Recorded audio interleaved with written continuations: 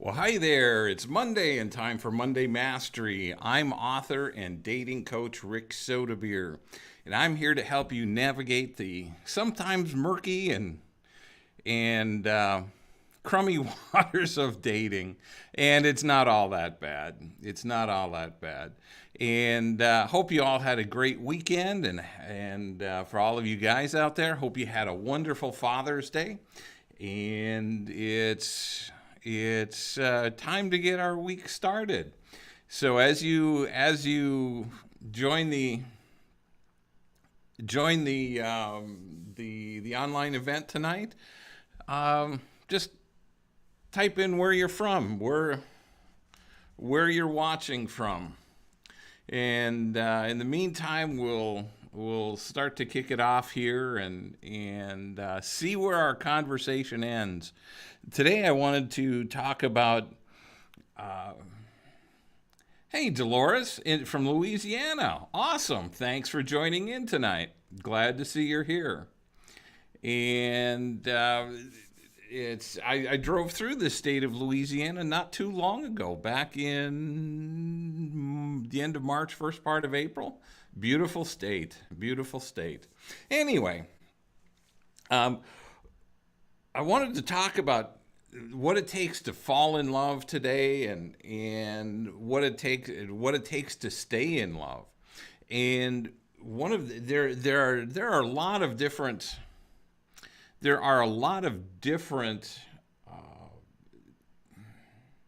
mechanism. Geez, I'm just drawing there are a lot of different moving parts, is what I'm trying to say. Not mechanism, moving parts to a relationship. And part of that is understanding what's important to you in a relationship. What is important to you in finding that special someone. And what I've found in my work with singles over the years, and it's been about 10 years now since I've written my book and started doing this professionally, is that most people don't recognize what it takes to find their soulmate or to find the correct relationship and to build on it from there. You know, a lot of times we get all excited. We meet somebody. Oh, he's so neat and smooth and cool and fine in all respects. Or she's just the sweetest thing. Look at all the neat things she does for me. She just takes care of me and yada, yada, yada. But hey, Liz, thanks for joining in. Glad to see you're here. Yep, you're just a hop, skip, and a jump from me.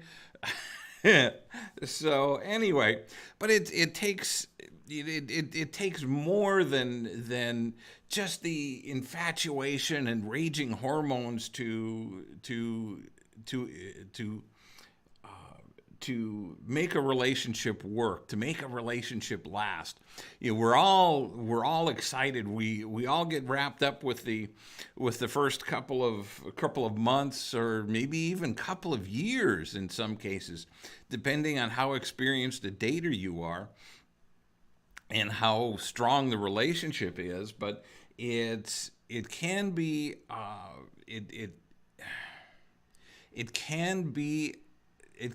challenging.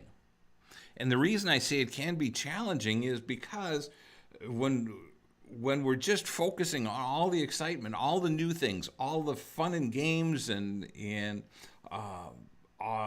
all the tingles, the weak knees, the butterflies in the stomach, you know, and we all love that. And I'm not trying to discourage that. But what we have to recognize is those things will diminish over time. They will disappear.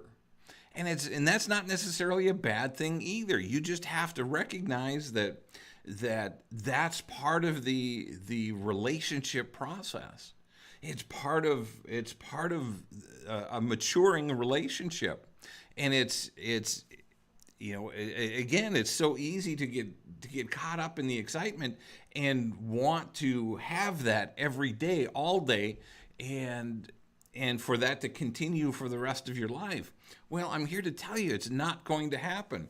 I had somebody write to me not too long ago about the fact that she got bored with relationships, and she could date for a couple of years, but then it became boring to her. The relationship became boring, and that was because of one of two reasons: either she wasn't with the right guy, and she started to recognize it, or she wasn't putting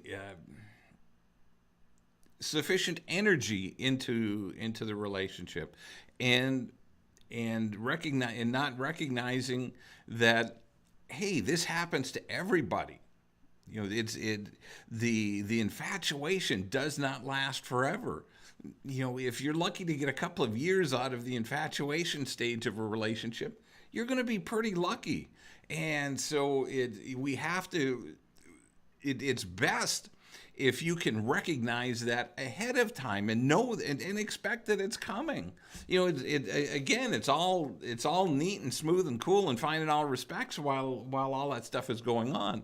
But when the infatuation starts to wear off, then you get to really start to see what's going on behind the scenes in the relationship. Is it a healthy relationship? Is it not a healthy relationship? Do they have everything you want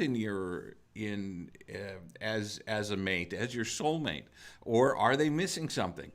Do they display any of your deal breakers, or anything that's going to cause you to see warning signs that this may not be a healthy relationship, or may not be the right relationship for you?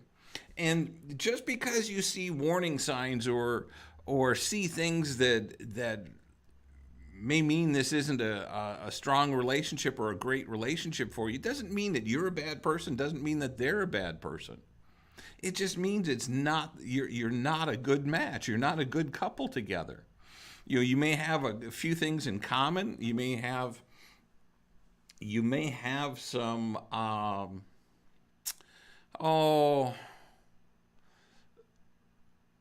you may have some similar interests, and those are all important things to have.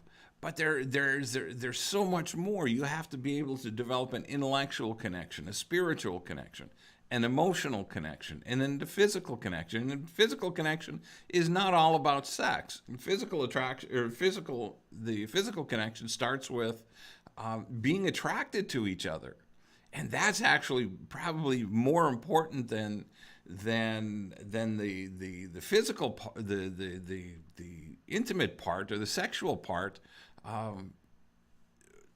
Simply for the fact that when you wake up next to somebody, and I'm not suggesting that you hop into bed right away. I'm just saying later on down the road, after you're married, when you wake up next to somebody, you want to be attracted to them.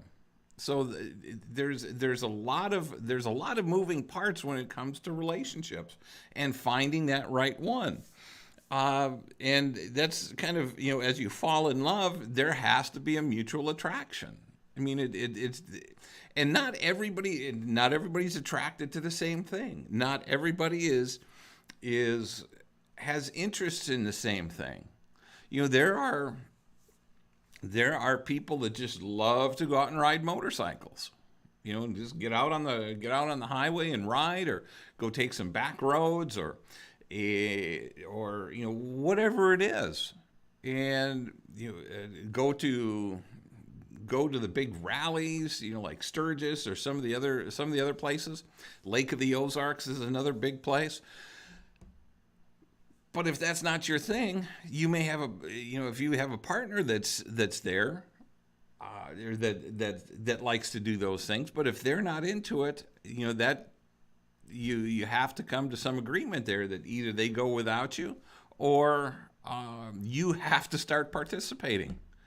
So there are a lot of different things. So mutual attraction can be a lot of different things. It can be anything from sitting at home watching a movie to as I said, motorcycle riding. Could be golfing. Could be beyond, and I'm talking beyond the physical, the physical looks.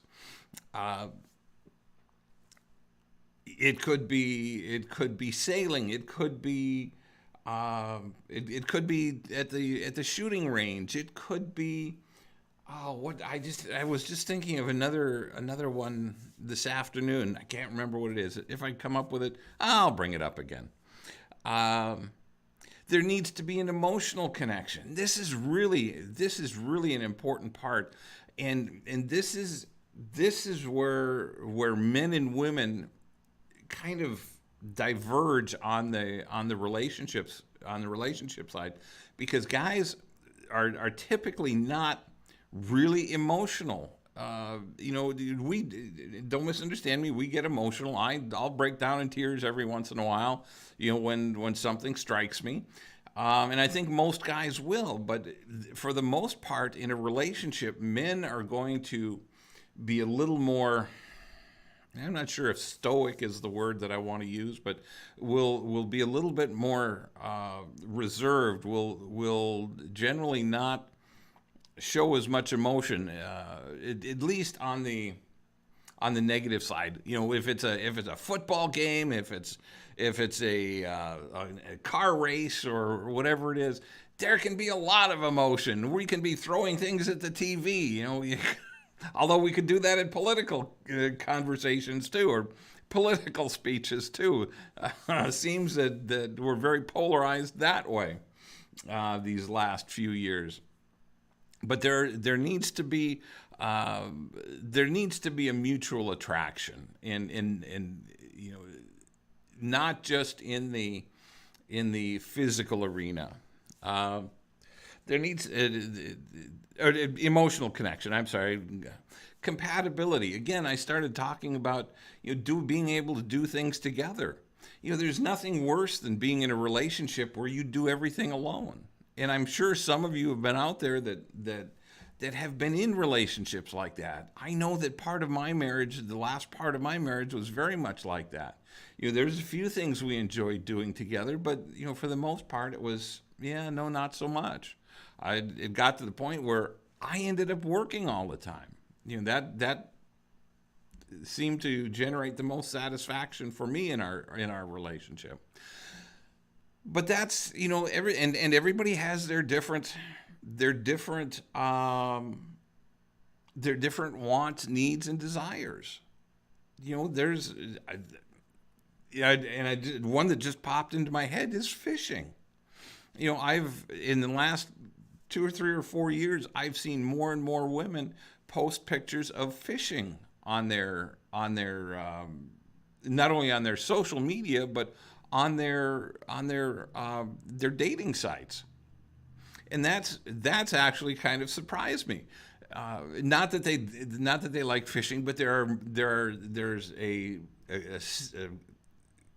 growing number of women that are sharing those things. They share their hunting pictures. They share their fishing pictures. They share their camping pictures. And these are typically more, at least in my upbringing, these are more guy activities, and it's nice to see. And hopefully, guys are taking part in more of the ladies' activities, whatever those might be. Could be horse riding or horseback riding. Could be. I know there's quite a few groups that go trail riding. Where they load up the trailer with the horses and they go out in the backwoods and go ride trails. Go find trails to ride. So it's you're only limited to your imagination, and that's wherever your imagination leads you, it's a great place to go. Explore those things. If you're looking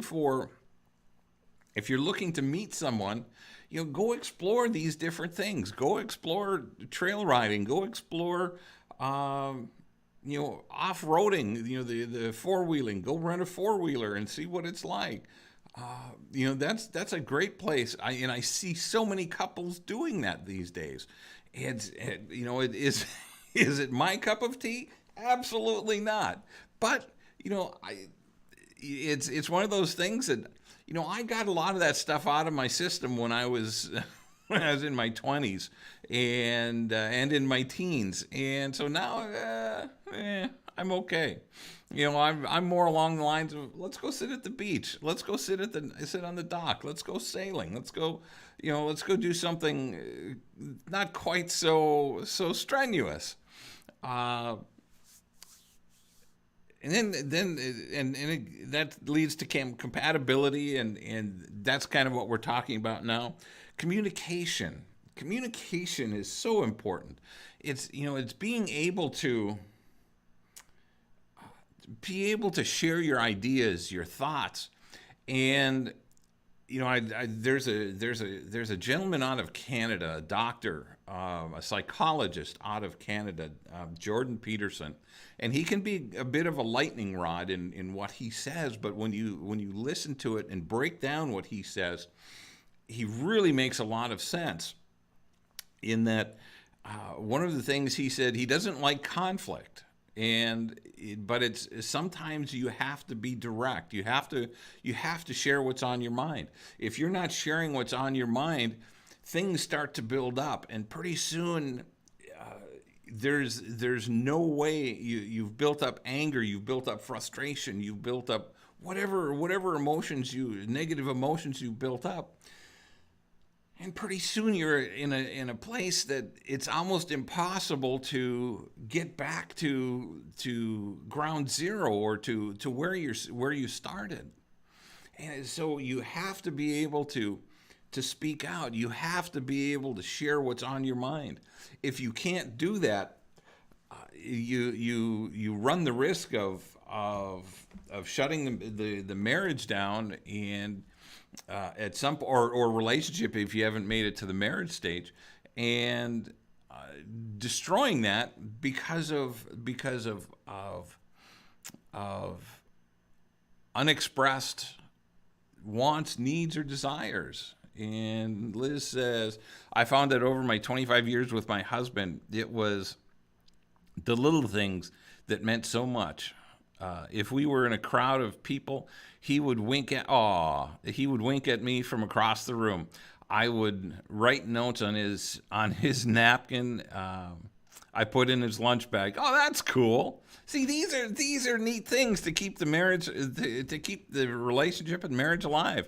We celebrated the little moments, like our first kiss every year on I love this. On that day, I could go on and on. We were very different in things like we liked.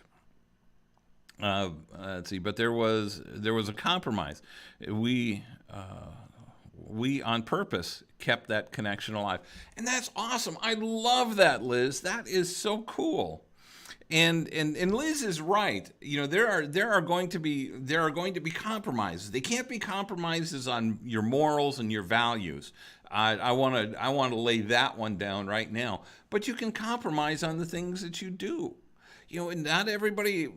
I dated a woman once that was into the pageant world, and the Miss America, and she was more into it on the local level. And I said, you'll never get me involved with that. And as we dated, as we got to know each other, she shared more about what she was doing and what was involved. And I actually became very impressed by the activities that these young ladies had to go through. And the scores that you see when you start looking at the larger pageants, and they're all scored about the same way, when you start seeing how some of these things are scored, you realize that what you see on TV is just it's just a thumbnail sketch of what they go through to get to that level of competition. And it's not for everybody. Would I continue to do it today? No. But I gained a whole new level of appreciation for those pageants.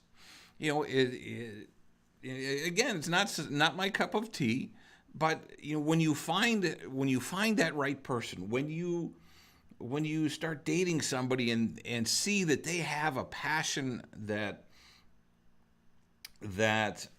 they see the passion that they have for something, a particular sport, a particular hobby, whatever it is. If you are really connected, if you are with your soulmate, you're naturally going to be drawn into those activities. Does it mean you're going to do it every week or every month or be involved with every little facet of it? No. But you're going to be there to be supportive of them, just like they will be supportive of the things that you like to do. And that's what finding that extraordinary person is. Just like Liz, for 25 years they celebrated their first kiss. They noted that day and marked it down and so that they could remember it year after year after year. They did the little things, the wink across the room. That I love that, Liz. That is so awesome. And those are the things that it takes to keep that connection, to keep that fire alive. And it doesn't take a lot. It doesn't take massive presence. It takes just a little bit of whatever's important to you. And we all have different love language, so it could be acts of service, could be gifts, like the little notes that Liz put in her husband's lunchbox. There are any number of little things that you can do on a daily basis or at least a weekly basis, just to let your partner or your spouse know that you're thinking about them, that you care about them. And so those things are extremely important to nurture right from the beginning. It's not that big a deal. And what you'll find is, at least what I've found, is that as you're dating somebody and you get to know them, some of the new wears off. But when you continue to do those things, when you continue to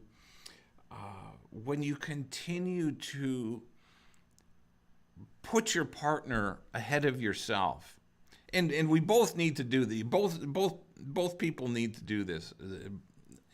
Both partners need to be able to put their partner first.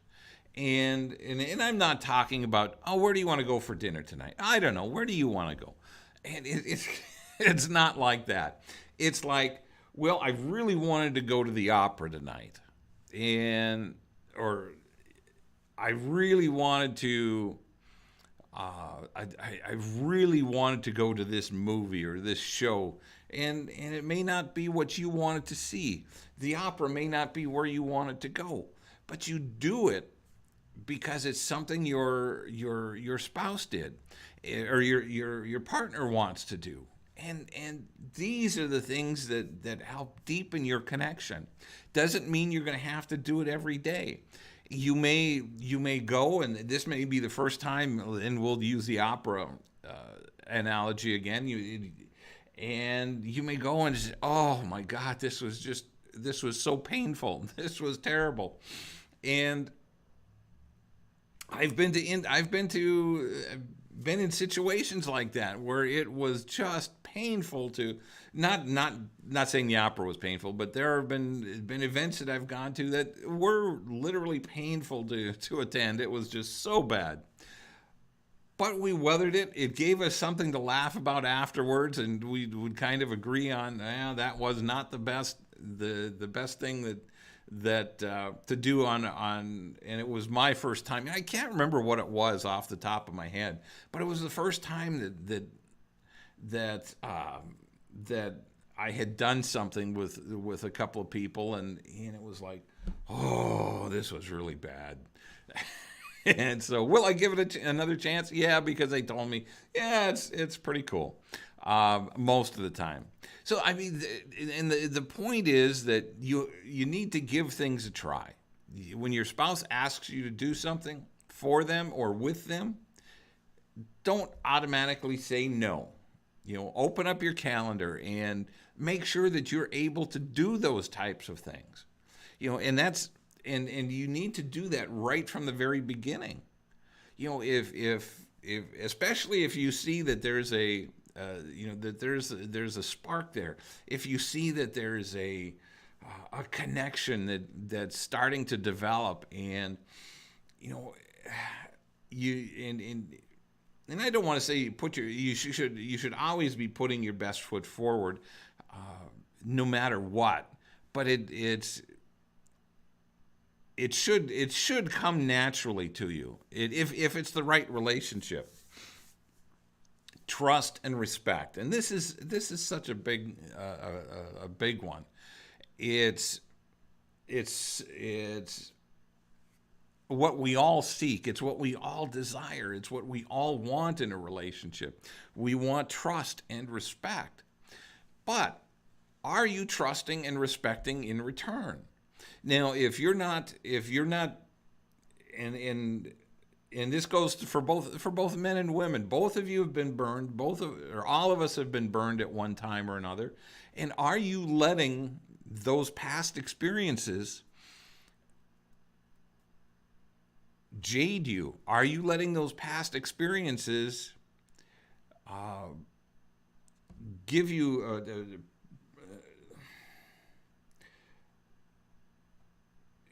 oh gosh, I can see the words on my tip of my tongue. You're jaded because of what's you're jaded towards the person you're with because of somebody in the past. And there are a lot of times that we get triggered by things that somebody does in the present that your partner in an ex also did. And when that happens, we automatically transfer that negativity to your current partner, even though they have no idea what they did. And so when you're triggered like that, first of all, you have to trust that your partner, that your current partner is not doing it to antagonize you or to do what your ex did. There's a lot of things that happen in life that we all have. We all have things that similar traits or characteristics or habits that we have that our exes have done. And so what you have to recognize, or what you have to understand, is you have to step back and recognize that your current partner is not your ex, or the ex before that, or the ex before that. They're a unique individual, and if you're dating somebody and they have potential, don't throw them out because they did something your ex did. I can't tell you how many times people I've heard stories that they got dumped because the person they were dating thought they were acting like their ex. They had nothing to do with it. You have to recognize, you have to trust and respect your partner, to understand that they are a different person. And so when those two things come together and you have a triggering event, the person that's triggered needs to step back and say, whoa, I'm starting to feel this way because of this. When this happens, this is how I've reacted because this has happened in the past. And then the two of you can talk about it, and if it's something that is truly a triggering event, a deep emotional triggering event from traumatic event from parents or something along that line, then you may need to stop doing this particular habit, or you may need to get counseling or therapy to help work through the issues. But you have to be able to recognize when something doesn't feel right, when you're getting upset for something and you can't truly figure it out. You need to step back and say, listen, this just isn't feeling right to me. Something's wrong here. I can't put my finger on it right now. Let's get together in a half an hour, tomorrow, whatever it is. Let me think through this and see what's bothering me. And I tell you what, that will go a long way to build trust with your partner. It will go a long way to build respect, because they can see that you're trying. They can see that there is a problem. They don't know what they did yet. And it's something that you need to ferret out, or they need to ferret out, either way, and help you move forward and help you stay connected. And what you'll find is, when you do these things, when you do connect, when you do share what's going on, when you do share your frustrations, or the things that trigger you, the emotions that come up, when you do share those, you'll gain a ton of respect, as long as they don't put you down and say, oh, it was nothing. I didn't mean anything by it. If they did something and they try to deny it, or try to put you down for being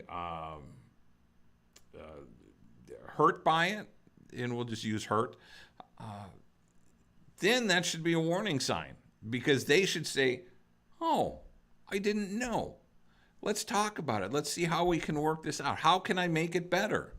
But if they're coming at you and saying, I didn't mean it. I was just teasing, or and if they said something offensive, or that hurt you, if they're not willing to accept responsibility for it, that should be a red flag.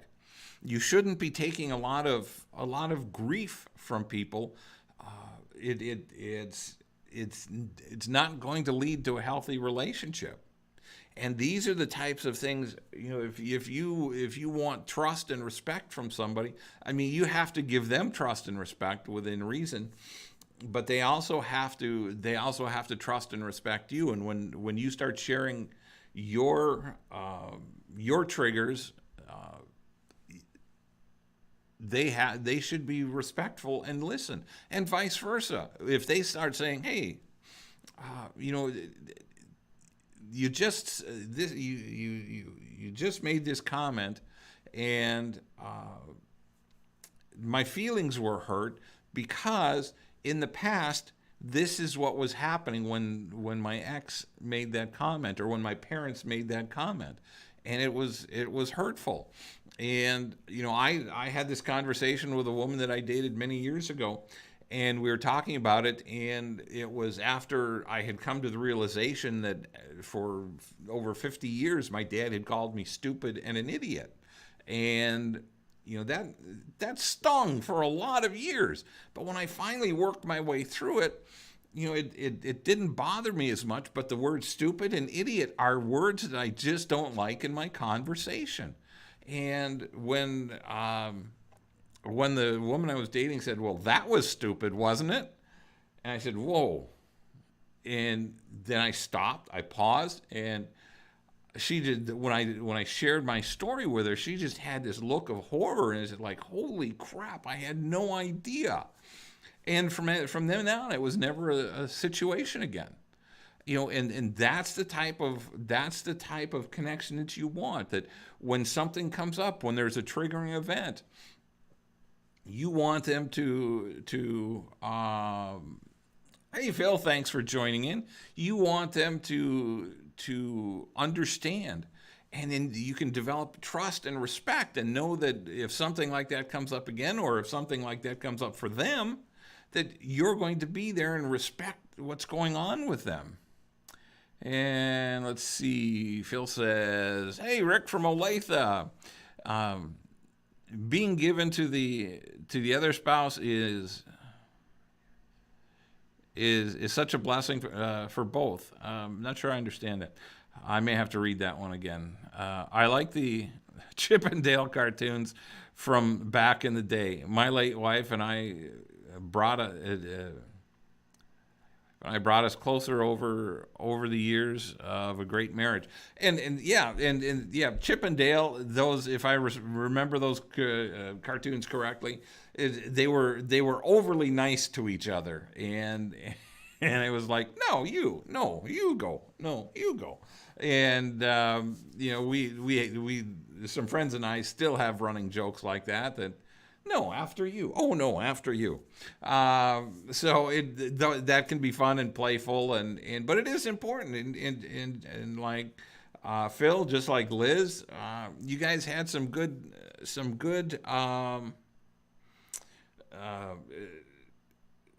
good habits built into your marriages.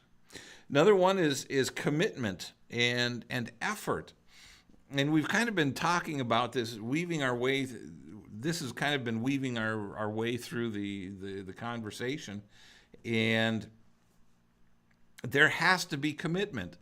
Times are going to get tough. Things are going to happen. Somebody's going to lose a job. Somebody's going to lose a parent. Somebody's going to, family members are going to die. Something's going to happen. And you need to be there for your partner, and they need to be there for you in your times of strife, I guess, as it were. And it's not just on occasion, and it's not just for the big things. It's for the little things. It's for the when you first start dating. You ask him to take the garbage out, and he says, "Yep, I'll go take it out." And a year later, 10 years, 25 years later, it's like, "Holy crap! What am I, your slave?" And you need to maintain that same level of effort, that same level of willingness to help, to be a part of the relationship. If you're not, then don't get in the relationship. If your habit is to put on this facade for the first 3 months, 6 months, year, only to peel that facade away and to reveal some sort of narcissistic tendencies, don't bother. Just don't bother. Because these are the types of things that cause the good people to end up with scars, with bad experiences, and to not want to share with anyone, and to not want to join the dating world. And with all due respect, there are a lot of jerks out there that cause problems for the rest of us. It makes life difficult for a lot of us that are looking for that special relationship, that are looking for our soulmate. Intimacy and romance. When you get to that point, that's something that needs to be incorporated into the relationship also. And intimacy doesn't necessarily need to always be sex. It can be holding hands. It can be snuggling. It can be any number of things. But the intimacy should be reserved for marriage. And and some of you may not agree with that, but the reality is, when you look at studies, study after study after study after study has shown that the strongest relationships wait until marriage. They wait until marriage to have sex. And the weakest the weakest relationships are the ones that hop into bed in the first couple of dates. And if that's what you're looking for, then be prepared for a life full of disappointing relationships. It really is an integral part of being human, that we have these emotions and these connections and these desires to be with somebody, but we also have to understand that we need to wait. This is a special part of that relationship. And I know there are so many people out there, well, I'm not getting married again until I know everything works. Yeah, I've heard that. There are so many ways, so many workarounds that if you're both participating, you know, there are ways around to please everybody, or to please each other, I should say. There should only be two people. But there's, those are things to think about. And, how many of you have gone out on dates, and men and women, you don't have to raise your hand, this is just a kind of rhetorical question, have gone out and slept with somebody way too soon? The average couple is in bed on or before the 8th date. So think about that. On or before the 8th date, you've barely gotten to know them. And then all of a sudden, when you start, when the sexual activities start taking over, the brain naturally, especially men's brains, they naturally start shutting down. You stop learning about your partner. And that's the worst thing that you can do. You want to keep learning about your partner, because there's always something new. There's always another aspect. And the deeper the more time you spend getting to know them, the deeper you can connect with them. And it just makes that connection so much stronger, so much deeper. And it's not always easy. And even in the dating process, it's not easy. You're going to run into times when it's like, oh crap, I don't know if I can handle this. But you pull it all back together and start working on it and keep working on it.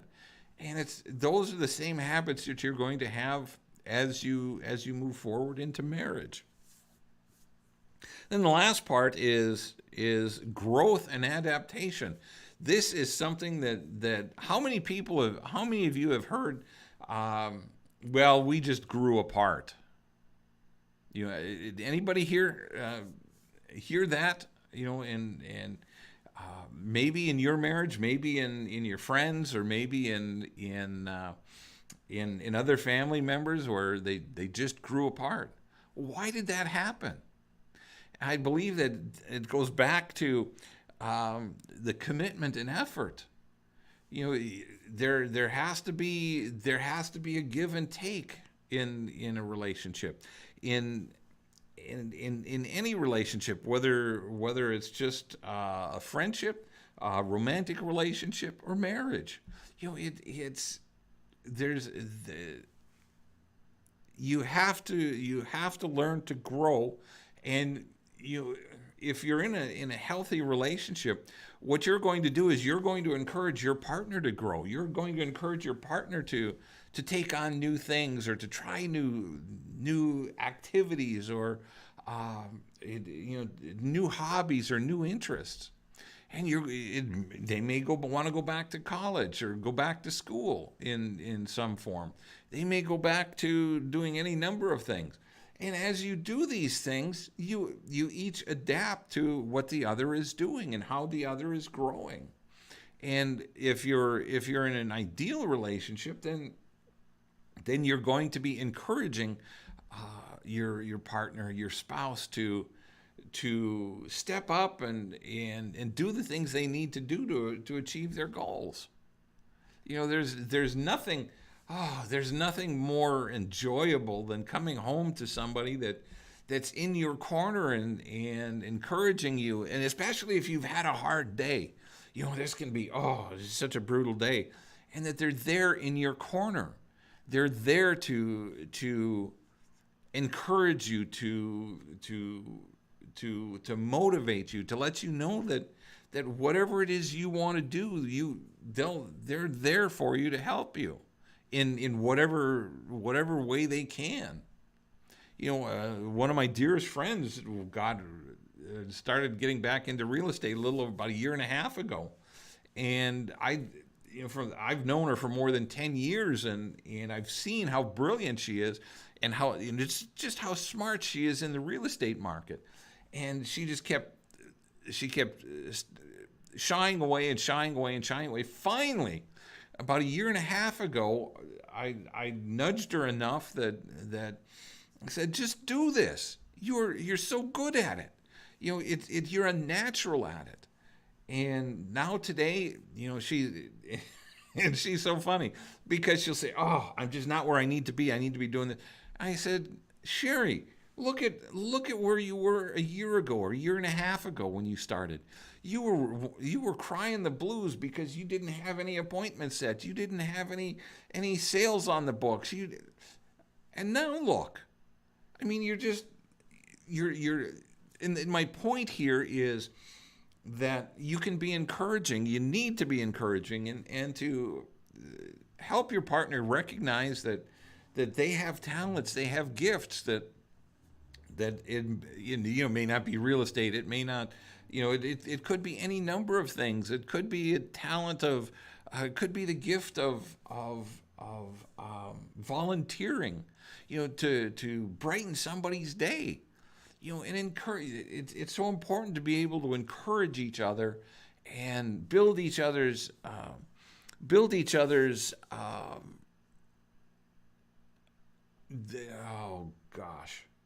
Just build each other up, and help them recognize the things that are important to them, and then make sure that you help your partner recognize what's important to them and achieve those things and move forward.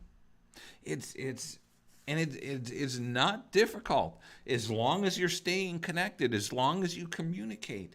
It makes it much easier. But if you both go off and do your own separate things and you're not talking about it, pretty soon, it's like couples that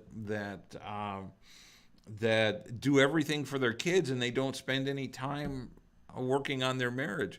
They're running kids here, running kids there, doing this for the kids, and everything revolves around the kids. And then once the kids go off to school, it's like, oh crap, we don't know each other anymore. So it's important to stay connected and grow and adapt and make sure that you're both working towards your own goals, but that you're also supporting your partner's goals. So anyway, I don't know if that was of interest to you. It was, I enjoyed it, but. If you have any questions, thoughts, concerns, just toss them to me. I'm one of the things that I wanted to share with you. I've started toying with the idea of cutting these down to just very, very short videos, not doing the 1 hour videos anymore. It's just something I'm toying with. I'll make a decision here in the next few weeks, but it's. Just from a business perspective, this is time consuming, and making sure that all the equipment is set up and everything is in place. I don't know. Let me know if you'd like more of a short form video. Short form maybe 4, 5, 6, 7, 8, 10 minutes, and just more of a. How would I describe it? More of it, I don't want to say a podcast, but because podcasts can be 30, 45 minutes, an hour long, but just a pre-recorded thing that comes out on a regular basis. I used to do my blogs. I used to video record my blogs, and I may be going back to something along that line. I may be writing the blog about one subject and doing a short video on the other. So let me know what you think. If you've got ideas, or if there are things that you'd like to see in my content, I'd love to hear about it. I'd love to see what your interests are and be able to keep you interested in coming back and watching and enjoying the program. So with that, let's call it a night. And I hope you guys had a great weekend, great Father's Day. Have an awesome week, everyone. I will see you next Monday. And, I'll see you next Monday. Have a great week, everyone. Love you guys. Thank you.